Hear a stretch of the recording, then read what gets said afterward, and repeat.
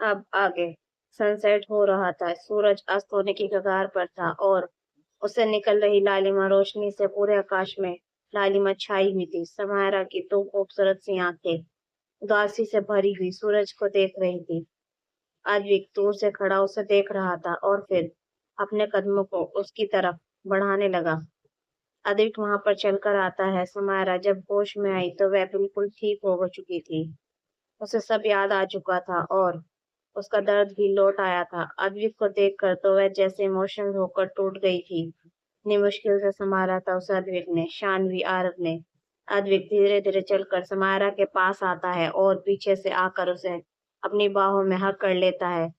इस जाने पहचाने एहसास को समायरा महसूस करती है और वह बाहें जो उसके लिए उसकी जन्नत से भी उसका स्वर्ग थी। इन बाहों में हमेशा ही उसे बहुत सुकून मिलता था, बहुत ही ज्यादा। अद्विक समायरा को ऐसे देखकर उदास था, बहुत ज्यादा उदास, और समझ सकता था कि समायरा पर क्या गुजर रही है। वह चाहे उसे कितनी भी कंफर्ट करने की कोशिश करे, लेकिन समायरा उस दर्दनाक रात को इतनी आसानी से बाहर नहीं निकलेगी, मुमकिन ही नहीं है। उसकी जगह कोई भी होता तो टूट जाता, बिखर जाता। आखिर समायरा भी तो इंसान ही है। अद्विक धीरे से समायरा कंधे पर अपना चेहरा रखते हुए बोला, यहाँ अकेले क्या कर रही हो? सेम ने आंसू से भरी आवाज में सूरज की तरफ देखते हुए जवाब दिया, सूरज डूब रहा है, अब अंधेरा हो जाएगा, सारी रोशनी खत्म हो जाएगी और दुनिया काले अंधेरे में डूब जाएगी। समायरा की बातों से लग रहा था जैसे वो दुखों के अंधेरे में डूब रही थी। अदीप बहुत अच्छी तरह समझ सकता था उसकी बातों के पीछे का मतलब। उसने जवाब दिया, सूरज के डूबने के बाद दुनिया अंधेरे में नहीं डूबेगी, क्योंकि उस रोशनी देने के लिए चांद आएगा। ये तो नेचर का रूल है। अंधेरा जब हद से ज्यादा बढ़ जाता है तो इसका मतलब होता है कि बहुत जल्द रोशनी आने वाली है। दुख भी हद से ज्यादा बढ़ जाते हैं तो इसका मतलब होता है कि खुशी आने वाली है। समायरा टूटी हुई आवाज में बोली, पर मेरी जिंदगी में कभी चांद नहीं निकलेगा, हमेशा अंधेरा रहेगा। अद्विक कुछ सेकंड एकदम खामोश हो जाता है, फिर समायरा को अपनी तरफ पलट कर अपनी बाहों में लेता है। दोनों एक दूसरे की आंखों में देखते हैं। दोनों की आंखों में अतीत में जो कुछ भी हुआ उसका दर्द था। अद्विक की आंखों में बहुत सारा गिल्ट। वो समायरा को बचा नहीं पाया। आई एम सॉरी समायरा, मैं फेल हो गया तुम्हें प्रोटेक्ट करने में। समायरा ने ना में सर हिलाकर बोली, उसमें तुम्हारी कोई गलती नहीं थी, तुमने अपनी तरफ से पूरी कोशिश की थी। मेरी शायद किस्मत में इस सब को लिखा था। अब चाहकर भी वह नहीं बन सकती जो हुआ करती थी। अब नहीं बची हूँ, मैं खत्म हो चुकी हूँ और तुम्हारे लायक तो बिल्कुल भी नहीं बची। समायरा की आवाज कांपने लगती है। अद्विक तुरंत उसके चेहरे को ऊपर करके करीब आकर डेप्रेशन से भरी आवाज में बोला, नहीं प्लीज ऐसा मत बोला, ऐसा बोलकर मेरे दिल को मत तड़पाओ प्लीज। पहले ही मेरा दिल बहुत बड़े बोझ में है कि तुम्हें प्रोटेक्ट नहीं कर पाया। ऐसी बातें करके मेरे दिल पर इतने गहरे जख्म मत दो। जो कुछ भी हुआ उसमें तुम्हारी कोई गलती नहीं थी, सब कुछ मेरी वजह से हुआ, मैं जिम्मेदार हूँ। I am sorry Sam, please I am sorry.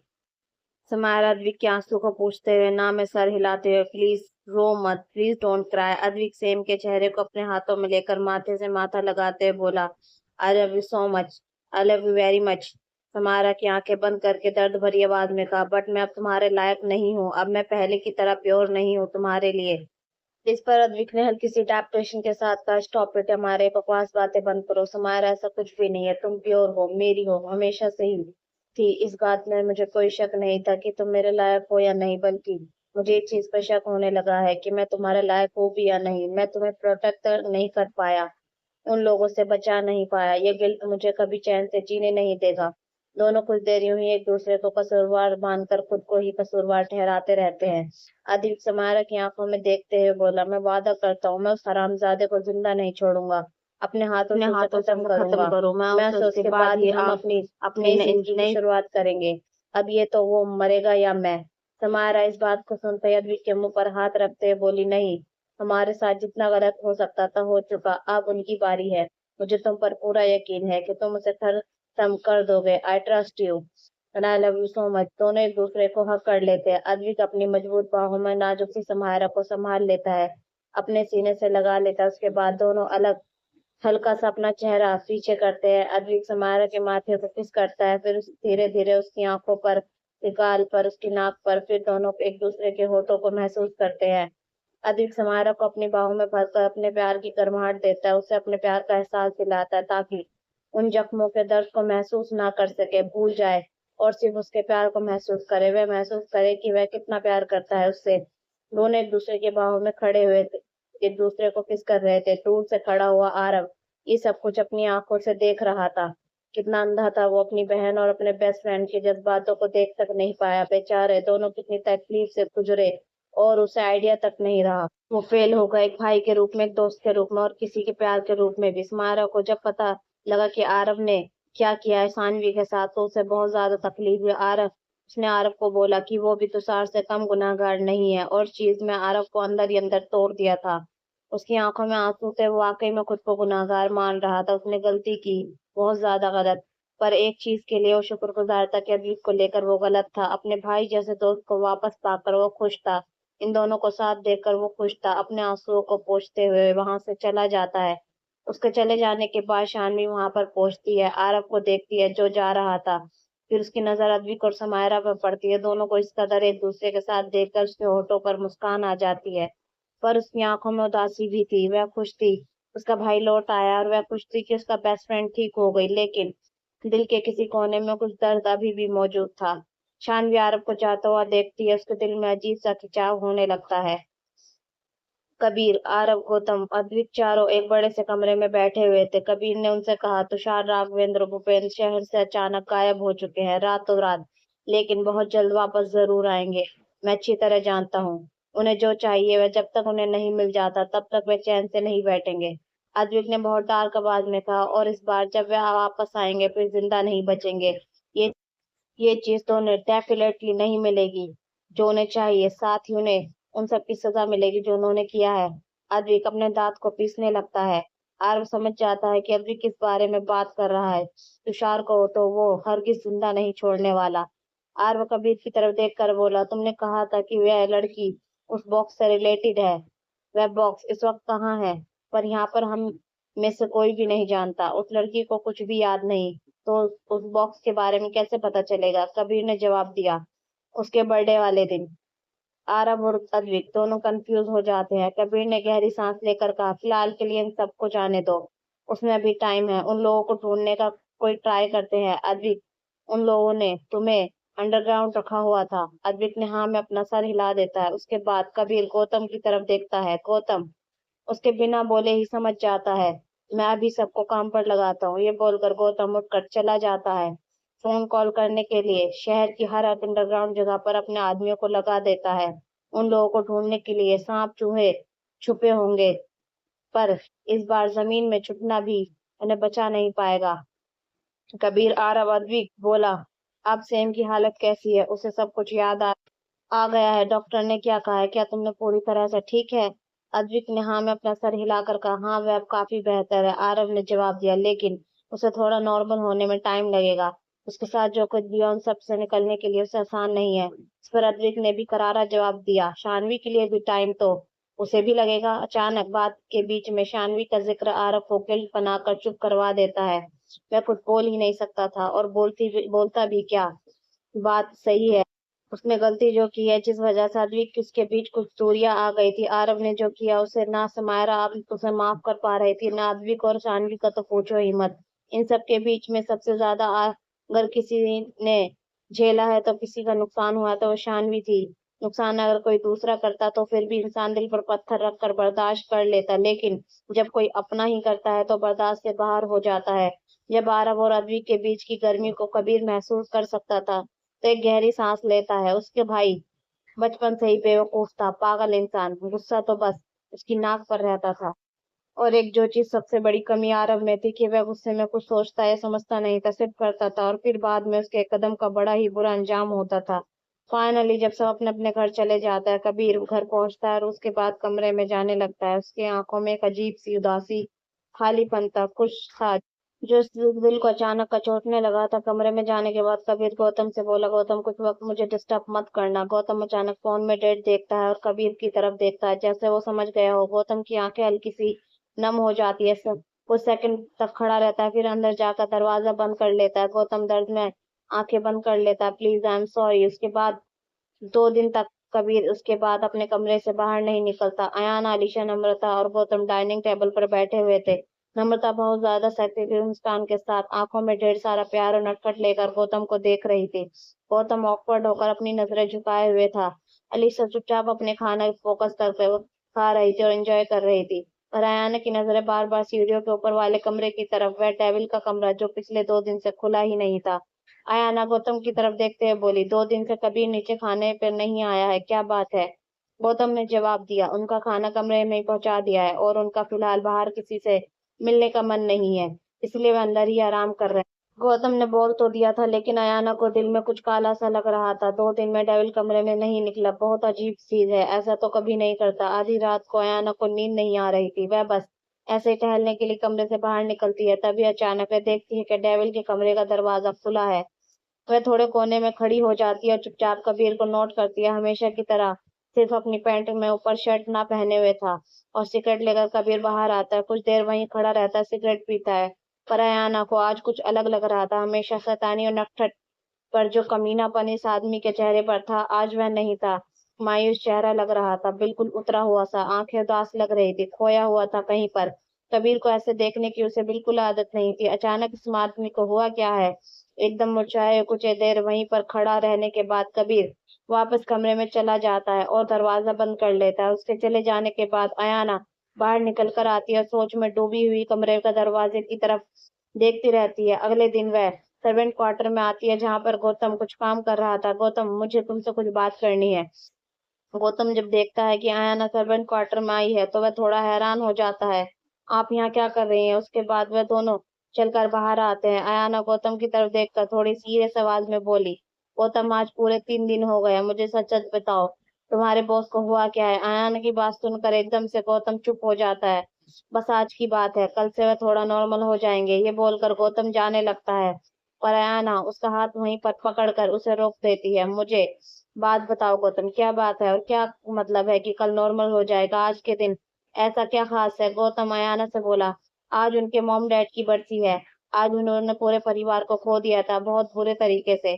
बस आपको इतना ही बता सकता हूँ, और प्लीज इस बात का जिक्र आप कहीं भी मत कीजिएगा, वरना बॉस मुझे फ्राई कर देंगे। उसके बाद गौतम चला जाता है, पर अयाना वहीं खड़ी रहती है। आज डेविल अकेला हो गया था। अयाना अपने कमरे की बालकनी में खड़ी हुई थी, ख्यालों में खोई हुई थी। उसे कबीर की कही हुई बात याद आती है, जब कबीर ने कहा था कि आई लव यू। सच में ये बात याद करती अयाना की धड़कनें तेज हो जाती है। कबीर को आज के दिन हुआ सालों पहले हादसा याद आता है। उसके एक्सप्रेशन डाउन हो जाते हैं।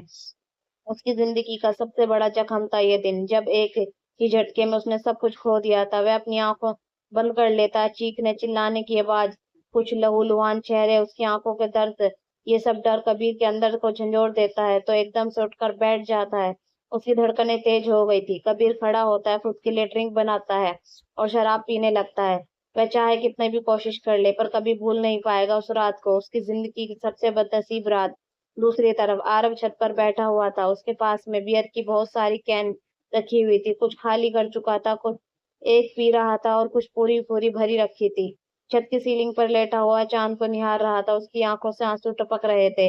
वह भी इसी दर्द से गुजर रहा था जिस दर्द से कबीर गुजर रहा था, क्योंकि सिर्फ कबीर नहीं नहीं, आरव ने भी खोया था। वह भी इस दर्द को सिर्फ वही दोनों गुजर सकते थे, क्योंकि समायरा तो इस बारे में कुछ याद ही नहीं था। वह तो एक वक्त उस वक्त सिर्फ 5-6 महीने की छोटी बच्ची थी। अद्विक आरव को ढूंढता हुआ वहां पर आता है, क्योंकि किसी नौकर ने बताया था कि वह छत पर गया है। अद्विक छत पर जाकर नजर मारता है, फिर नजर उठाकर देखता है तो ऊपर वाली सबसे ऊपर वाला छत पर कोई था। अद्विक एक गहरी सांस लेता है, वह भी वही पहुंच जाता है। तुम यहाँ क्या कर रहे हो? वह भी अकेले? आरव आराम से लेटा हुआ था। अद्विक की उसके पास आकर बैठ जाता है, वहां पर रखी हुई बियर की कैन में से एक उठाता है और खोलकर उसे पीने लगता है। आरव उठकर बैठ जाता है और खामोशी से अपनी बियर पीता है। अद्विक आरव की तरफ देखता है, उसकी आंखों की उदासी देख सकता था। वह भी जानता था कि आज आरव को क्यों इतना उदास है। कुछ सेकंड की चुप्पी के बाद आरव ने बियर की एक घूंट पीते हुए कहा, समायरा सो गई? अद्विक ने भी सिप लेते हुए जवाब दिया, हाँ, और शानवी भी सो गई। शानवी का नाम सुनते ही आरव की बेचैनी थोड़ी बढ़ जाती है, पर वह कुछ नहीं बोलता। अद्विक आरव से कहा, एक बात पूछूं तुमसे? आरव ने कुछ नहीं बोलता, चुपचाप बैठा रहता। अद्विक ने अपनी बात को आगे बढ़ाते हुए बोला, क्या तुम शानवी से? इसके आगे वो कुछ बोल नहीं पाता, पर आरव समझ जाता है। दोनों एक दूसरे की तरफ देखते हैं। अद्विक जवाब के इंतजार में था, अपने अधूरे से सवाल को पूछकर। आरव समझ नहीं पा रहा था कि क्या जवाब दे। अगर वह बोल देता कि वह प्यार करता है शानवी से, तो क्या हो जाएगा इस चीज से? आरव ने कहा, तुमने तुम्हारे और समारा के बारे में मुझे कभी क्यों बताया नहीं? तुम्हें क्या लगता है कि मैं तुम दोनों के रिश्ते को एक्सेप्ट नहीं करूंगा? अद्विक ने अपना सर झुका लेता, ये चीज में तो वह भी गिल्ट था, इस बात से इनकार नहीं किया जा सकता था। उसने सिर्फ इतना कहा, मुझे लगा कि मैंने तुम्हारा भरोसा तोड़ दिया, हिम्मत ही नहीं हुई बताने की। पर ये बात तुम्हें कैसे पता चली? अद्विक आरव को देखता है। आरव बियर का एक घूंट लेते हुए बोला, शानवी ने बताया, समारा ने अपनी डायरी में लिखा हुआ था और तुम्हारे कुछ फोटोज भी थे। इसके बाद एक बार फिर से दोनों के बीच खामोशी हो जाती है। आरव कुछ पूछना चाहता था पर पूछने की हिम्मत नहीं कर पा रहा था। कुछ था जो जानना जरूरी था। वह अपनी उंगलियों को थोड़ा मसलने लगता है। ये देखकर अद्विक बोल देता है, अगर कुछ पूछना है तो पूछ सकते हो तुम, मुझे इतना हेजिटेट करने की जरूरत नहीं है। अद्विक आरव के छोटे छोटे बॉडी लैंग्वेज को देखकर आसानी समझ सकता था। आरव उससे बोला, मैंने जो कुछ भी किया तुम उसके बाद भी समारोह को अपनाओगे? जो कुछ भी मैंने शानवी के साथ किया या उसके बाद भी? आरव इसके आगे कुछ नहीं बोल पाता। वह जानना चाहता था कि इस चीज की वजह से अद्विक के मन में समायरा के लिए कोई डिफरेंस आया है या अद्विक ने सिर्फ इतना जवाब दिया, गलती जो इंसान करता है उसकी सजा फिर उसे ही मिलनी चाहिए, उसके किसी अपने को नहीं। तुमने जो किया उसकी सजा समायरा डिजर्व नहीं करती। I love her, I will do, always do. Advik के जवाब ने आरव को कहीं ना कहीं राहत महसूस हुई पर उसे ज्यादा गिल्ट भी बना दिया। आई एम सॉरी, अद्विक ने कहा, जैसा कि मैंने पहले भी कहा, जिसके गुनाहगार माफी उसी से मांगो, मुझसे नहीं। आरव समारा के कमरे में आता है। समारा और शानवी एक ही बिस्तर पर सो रही थी, एक दूसरे को हक करके। वक्त बाद दोनों बेस्ट फ्रेंड एक बार फिर से एक दूसरे के साथ आई थी, बिल्कुल पहले की तरह। शानवी ये पल बहुत मिस कर किए थे, बहुत ही ज्यादा। उसने तो उम्मीद ही खो दी थी कि ये पल दोबारा उसकी जिंदगी में आएगा, लेकिन आ गए। वह बहुत खुश थी। समायरा और शानवी को देखकर लग रहा था कि वह गहरी नींद में सो रही हैं। आरव धीरे धीरे बिस्तर के बगल में आकर बैठ जाता है। समायरा को सोता हुआ देखकर उसके चेहरे पर हल्की उदासी से भरी मुस्कान आ जाती है। वह अपना हाथ आगे बढ़ाकर प्यार से उसके सर को फेरता है, लेकिन समायरा की बॉडी में कोई हलचल नहीं होती। वह चुपचाप गहरी नींद में सोती रहती है। उसके बाद आरव की नजर समायरा के बगल में सो रही खूबसूरत लड़की पर पड़ती है, जो सोते वक्त भी प्रिंसेस लग रही थी। आरव शानवी को सोते हुए चेहरे को देखकर अपने मन ही मन बोला, मैं जानता हूँ बहुत शेल्फिश लगूंगा ये बोलता हुआ, पर क्या कभी भी मुझे एक मौका मिल पाएगा वापस तुम्हारी जिंदगी में आने का? इस बार मैं कोई गड़बड़ नहीं करूंगा, सब ठीक करूंगा, बहुत प्यार करूंगा तुमसे, बहुत ज्यादा। पर मैं जानता हूँ कि ये मुमकिन नहीं है। मैं खुद ही खुद को माफ नहीं कर पा रहा हूँ। तुमसे माफी की उम्मीद कैसे कर सकता हूँ? But I will protect you from now on, I promise. भले ही तुम मुझे माफ करो या ना करो, लेकिन फिर भी हमेशा खुश रखूंगा, तुम्हें हंसता मुस्कुराता देखूंगा, दूर से ही सही। आरव समायरा को ब्लैंकेट से कवर करता है, उसके माथे पर किस करता है, फिर वह शानवी की तरफ जाता है, धीरे से ब्लैंकेट उसे भी कवर करता है, प्यार से उसके सर पर हाथ फेरते करीब आकर उसके माथे पर होठ रख देता है। क्या राहत मिलती है उसको ऐसा करते हुए, बस उसका दिल ही एकदम जानता है, एकदम सुकून में आ जाता है। उसकी दोनों प्रिंसेस के लिए आरव ने अपने आप से प्रॉमिस कर लिया था। फिर आरव चला जाता है, पर शानवी जाग रही थी, बिस्तर में लेटी हुई दरवाजे की तरफ देखती रहती है। एक अजीब से दर्द में थी उसका दिल। कुछ चीज थी जो आरव के करीब जाना चाहती थी और कुछ चीज उसे दूर धकेल रही थी। प्यार और सेल्फ रिस्पेक्ट में बहुत बड़ी जंग हो गई थी उसके अंदर, जिसम में वह पिस गई थी। वह जानती थी कि आरव गिल्ट में है, कोस रहा है अपने आप को, अफसोस है उसे इसके किए का, लेकिन कुछ था शानवी के अंदर जो आरव को माफ करने से उसे रोक रहा था। पर कुछ ऐसा था जो उसके लिए तड़प रहा था। नम्रता किचन के बगल से गुजर रही थी कि तभी अचानक उसके कदम रुक जाते हैं। गौतम खाने के लिए सैंडविच और जूस का गिलास तैयार कर रहा था। वह उसके बगल में आकर खड़ी हो जाती है। Good morning. अचानक नम्रता के आ जाने से गौतम थोड़ा ऑकवर्ड हो जाता है, पर वह इग्नोर करता है और प्लेट तैयार करने के बाद गौतम सर्वेंट को देते हुए बोला, बॉस के कमरे में पहुंचा दो।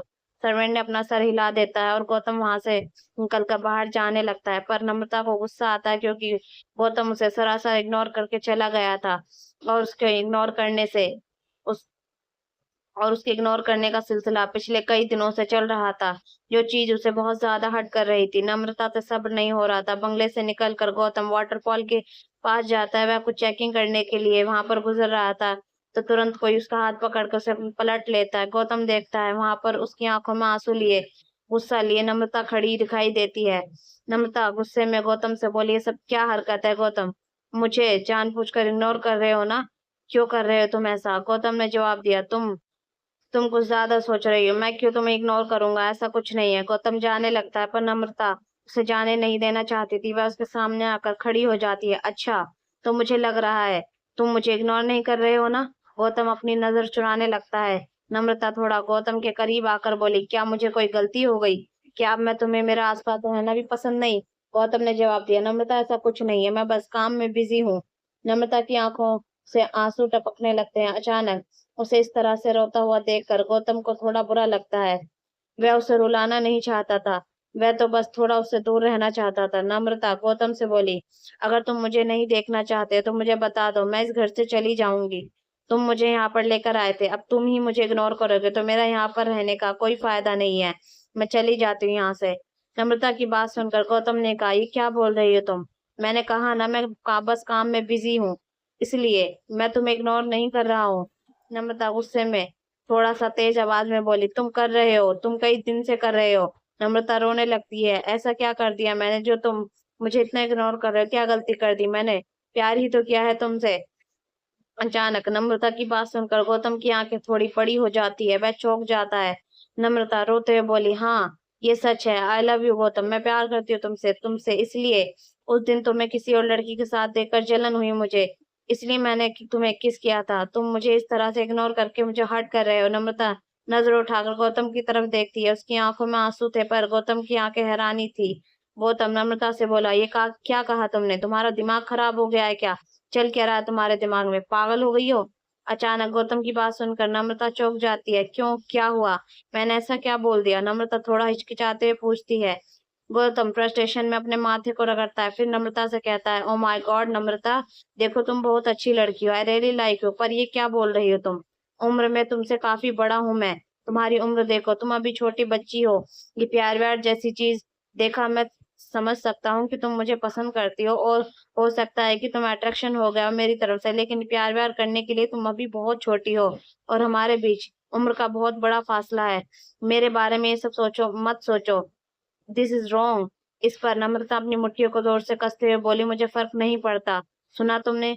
आई लव यू उम्र से कुछ नहीं होता, फीलिंग से होता है, और मेरे दिल में तुम्हारे लिए फीलिंग है, मतलब है, इसे बदलना ही सकते। और मैं बच्ची नहीं हूँ, बालिग हूँ, समझदार हूँ, चीजों को समझती हूँ और बहुत जल्द मैच्योर भी हो जाऊंगी। तो मुझे बच्चा बोलना बंद करो। गौतम समझ में नहीं आया कि उसे क्या बोलना चाहिए। फाइनली वह नम्रता से बोला, देखो नम्रता। नम्रता ने तुरंत पीछे हटते हुए कहा, नहीं खबरदार, अगर मुझे समझाने की कोशिश की तो। तुम कौन होते हो मेरी फीलिंग को कंट्रोल करने वाले? मैंने कहा ना, आई लव यू मतलब आई लव यू। तुम बहुत बुरे हो, तुम मुझे बहुत हर्ट कर रहे हो। नम्रता रोने लगती है। बेचारी 18-19 साल की लड़की थी, प्यार रिजेक्शन तकलीफ दे रहा था। गौतम का बिहेवियर भी उसके बर्दाश्त के बाहर हो रहा था। ये चीज गौतम अच्छे से समझ सकता था क्योंकि वो भी इस उम्र से गुजर चुका था।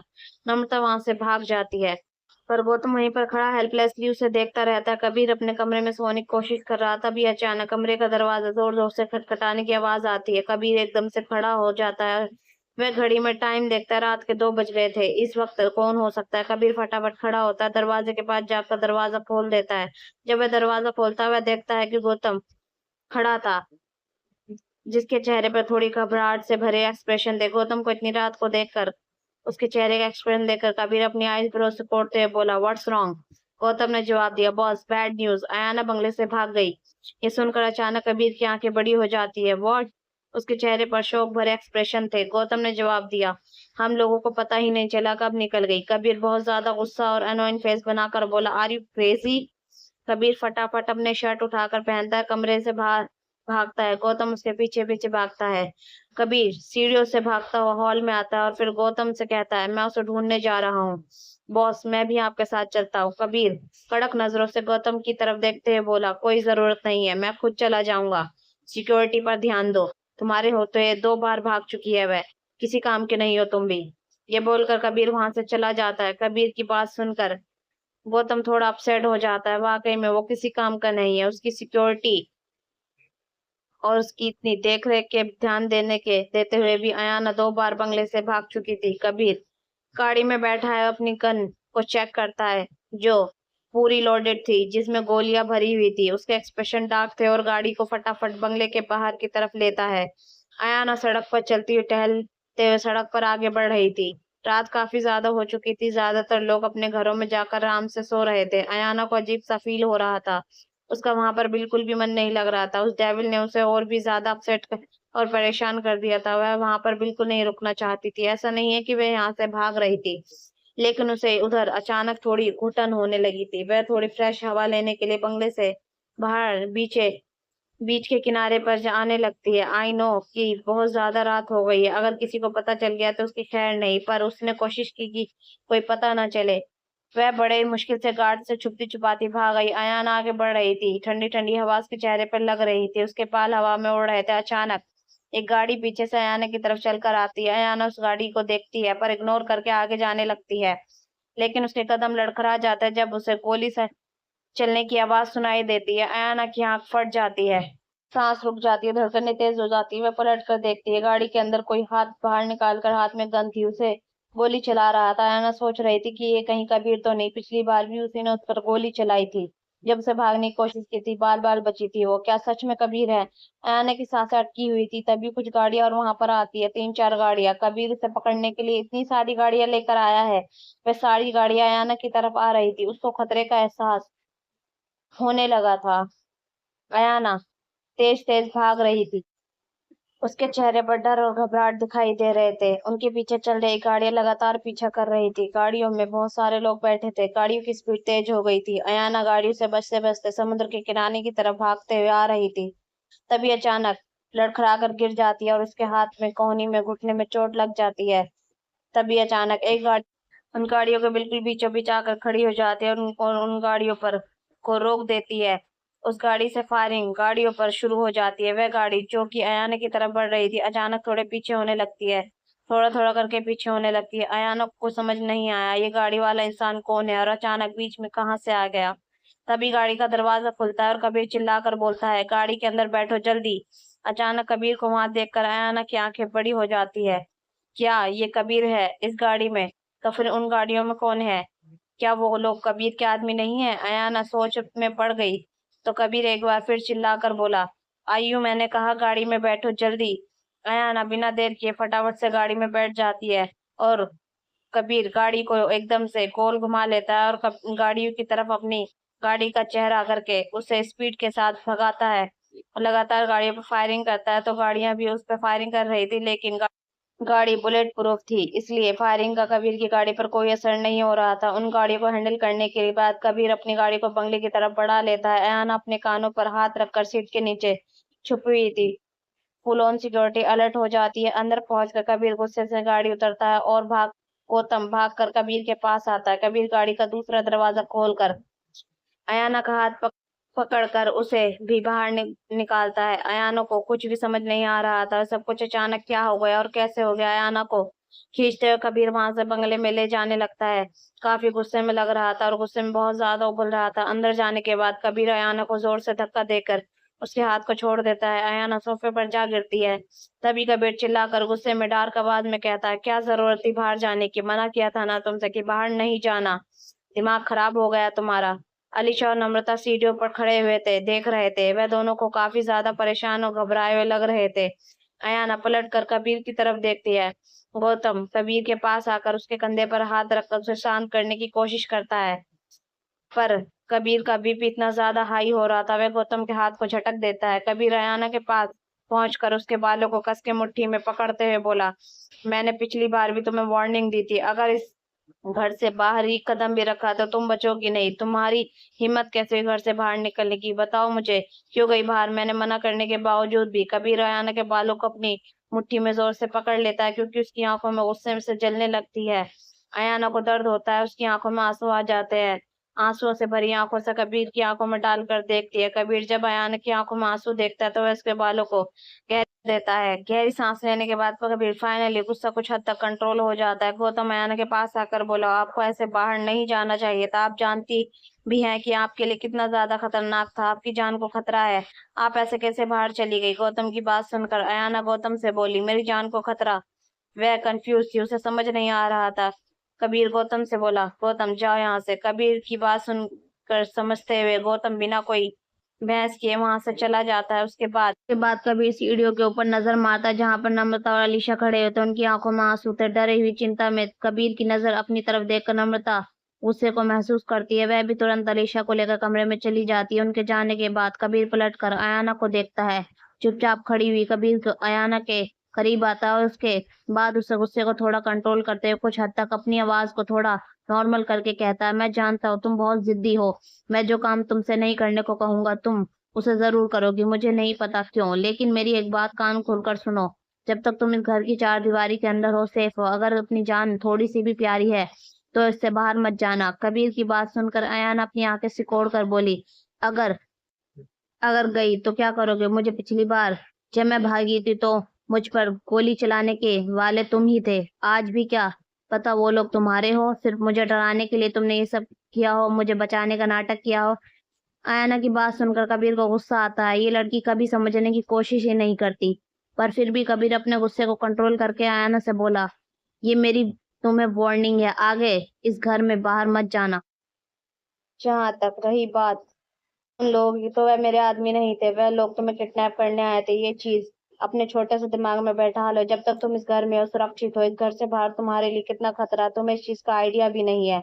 आयना चौंक कर हैरान हो जाती है, कंफ्यूज हो जाती है। इस घर के बाहर उसके लिए कौन सा खतरा हो सकता है? वो कबीर से बोली, तुम क्या बोल रहे हो? कुछ समझ में नहीं आ रहा। तुम्हारे अलावा कौन मुझे हर्ट कर सकता है इस दुनिया में? मेरा कोई दुश्मन नहीं है तुम्हें छोड़कर। कबीर अयाना के करीब आकर बोला, बेवकूफ हो तुम, तुम्हें नहीं पता कौन तुम्हारा दुश्मन है कौन तुम्हारा अपना। तुम्हारे बीच में कोई गलती नहीं है। जब तुम्हें कुछ याद ही नहीं तो भला तुमसे मैं क्या ही उम्मीद कर सकता हूँ? लेकिन please listen to me very carefully. मैं तुम्हारी जान को किसी भी कीमत पर खतरे में नहीं डाल सकता, तुम्हें दोबारा नहीं खो सकता। अचानक कबीर की बात सुनकर अयाना को कबीर की आंखों में कुछ अलग सा दिखाई देता है, डर, चिंता, प्यार। अयाना के दिल की धड़कनें बहुत ज्यादा तेज हो जाती है। कबीर वहां से जाने लगता है और जाने से पहले एक बार फिर कबीर के कदम रुक जाते हैं। उसके एक आखिरी बात कही, मेरा निशाना आज तक चूका नहीं है। इसके बाद वह कबीर वहां से चला गया। ये बात सुनकर बहुत ज्यादा हैरान हो जाती है। कबीर के कहने का मतलब था कि उसका निशाना आज तक कभी चूका नहीं। अगर उसने वाकई में आयना को मारने के लिए निशाना लगाया होता तो आयना बच नहीं सकती थी। इसका मतलब क्या? उसका मतलब हो सकता है कि क्या उसने जानबूझकर उसे नहीं मारा? क्या वो गोली कबीर ने ही? ये बेचैनी उसे कंट्रोल नहीं हुई, इसलिए वह कबीर के पीछे पीछे उसके कमरे में चली गई। कबीर दरवाजा बंद करने वाला ही होता है कि अयाना जोर से दरवाजे पर हाथ मारती है। दरवाजा एकदम खुल जाता है। अचानक अयाना की हरकत से कबीर थोड़ा हैरान था। इससे पहले कुछ कहता है, अयाना कबीर के पास आकर उसके कॉलर को अपने हाथ में पकड़कर उसे एकदम से दीवार पर लगा देती है।